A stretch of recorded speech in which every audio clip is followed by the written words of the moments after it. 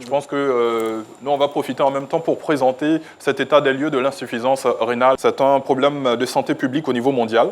En 2015, plus de 353 millions de personnes, soit 5% de la population mondiale, souffraient d'une insuffisance rénale chronique, avec une prévalence qui varie d'un pays à l'autre. Et l'accès au traitement dépend très souvent du niveau socio-économique du pays concerné.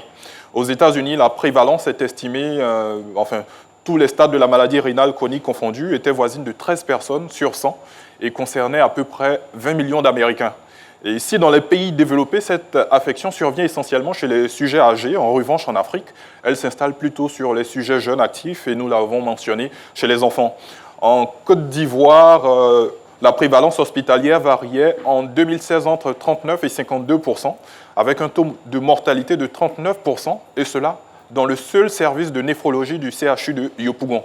Ce même service avait enregistré en 2014 et 2015 1559 hospitalisations, parmi lesquelles 87 enfants. Toujours en 2016, la Côte d'Ivoire comptait plus de 500 patients traités par hémodialyse, dont 44 enfants, parce qu'il faut le dire, la dialyse et la greffe sont les traitements principaux.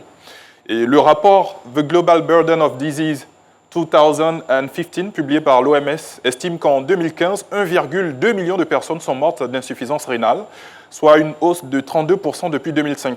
En 2019, ce nombre est passé à 800 millions, donc 800 millions de personnes dans le monde qui souffraient de maladies rénales chroniques. Et donc en Côte d'Ivoire, pour marquer son engagement, le gouvernement a procédé par exemple à la création d'un centre national de prévention et de traitement de l'insuffisance rénale. Il y a eu également la décentralisation des centres de dialyse et la réalisation de transplantations rénales.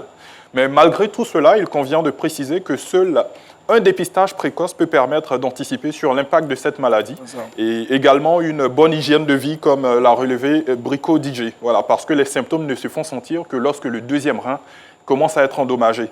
Donc, mesdames et messieurs, si nous avons l'occasion de prendre part à une campagne de dépistage, sinon l'occasion de nous faire dépister, n'hésitons surtout pas. Ouais. Voilà.